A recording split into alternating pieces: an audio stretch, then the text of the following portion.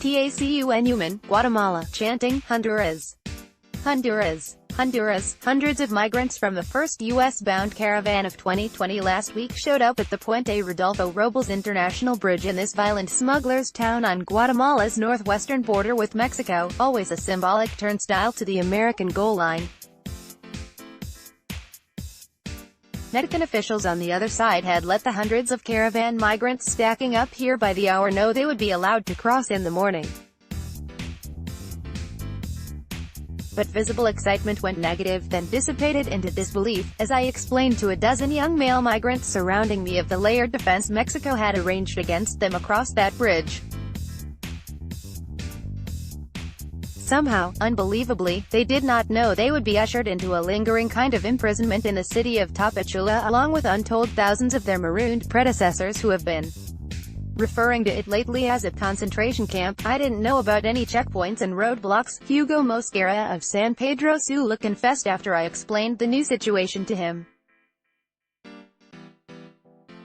I don't know what I'll do, but I won't return to my country. It was predictable, after 10 days of reporting for the Center for Immigration Studies on what the Mexicans had created, that very shortly later I would see Mosquera and hundreds of his fellow Honduran caravanners involuntary return to their homeland by forced deportation, when they staged a series of failed charges over the bridge and under it.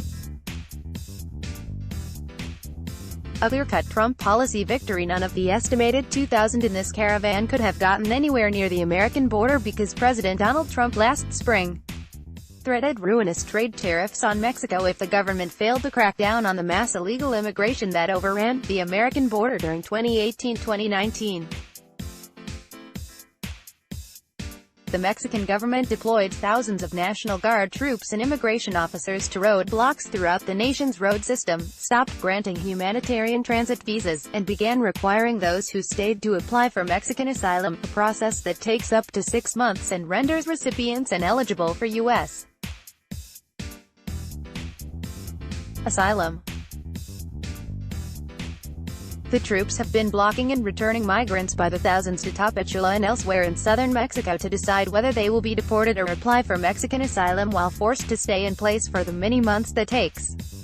Jorge Maradiaga of Ocotepec, Honduras was among many others who, when I told him what was over there, acknowledged, "Now, I'm afraid to go into Mexico." The Trump-inspired Mexican defense constitutes the very essence of high-consequence immigration deterrence policy. It not only guards the U.S. southern border from those who have already gotten to within striking distance of it, but also clearly discourages at least some migrants back home from even trying their luck. The time has come to openly declare that Trump's threat-laced demands here are largely responsible for a precipitous, nearly 80% free fall in apprehensions of Central American migrants at the U.S. border since May's 140,000 to its still high 40,000 in December. The mass illegal migration crisis of 2018-2019 is over. The U.S. presidential election outcome now part of migrant decisions, but the victory declaration comes with a caveat. Absent permanent legislative prescriptions by the U.S. Congress, the longevity of the Trump success is tenuous because it depends so entirely on Mexico's willingness to play ball, that Mexico stands fast against future caravans, and that Trump is re-elected. Indeed, among migrants who chose Mexico entrapment to returning home, a calculated gambit was clearly in many migrant minds. Numerous migrants, unsolicited, told me their game plan was to live in Mexico until Trump loses the November 2020 election less than a year away.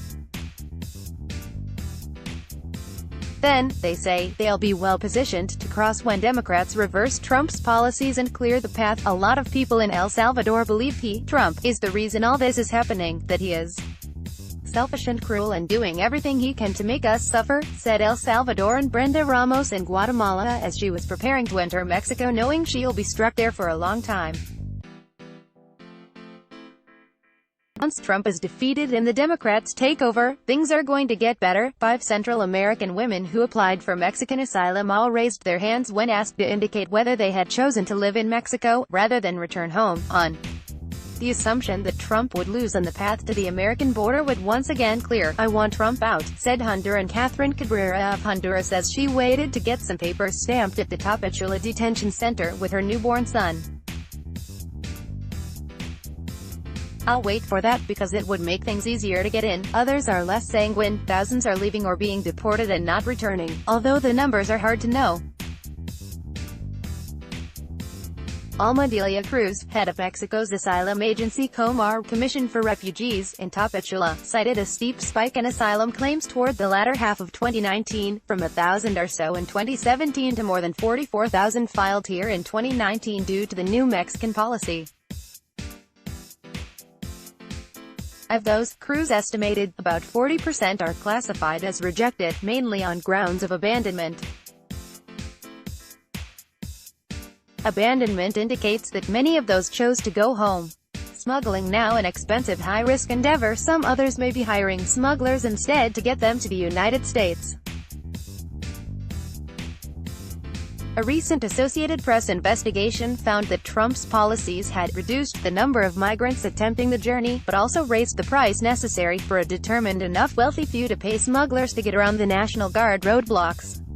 Even if they can reach the American border these days, though, there's a good chance they'll be pushed back into Mexico under Trump's "wait in Mexico" policy and lose the high smuggling fees they paid. This is a significant deterrence too. A Haitian who would only give his name as Vladimir said there was no way he was going to stay in Tapachula even if he had to risk good money on a smuggler to get him and his wife through the Mexican roadblocks to the U.S. and then evade Border Patrol if possible. Even if Border Patrol catches them, he reasoned, sometimes the Americans still let some people in. You never know who they're going to let in. Maybe us. About 60% of asylum requests are approved after months of waiting, after which migrants are free to travel anywhere, to work in Mexico. But even these migrants don't plan to stay for a Mexico dream. Many people believe in some small way they are still going to cross, said another COMAR official in Tapachula whose office registers newly arrived migrants. They still have the American dream, said Claudia Breseno, who runs COMAR's new migrant registration office. Right now, Mexico is full of checkpoints. Most see this like, if I can get this paper, I won't have too much trouble crossing later. Probing, testing for a collapse in Mexico's defense faced by steep smuggling fees that don't guarantee a successful U.S. border crossing. The pressure to return home grows more intense by the day. Jobs are scarce around Tapachula and so is money, either to live on or to return home, especially for migrants from other continents like the 60 Yemenis Breseno said registered for asylum last year. Dilapidated hotels are filled to capacity with the waiting masses. Others sleep in the streets.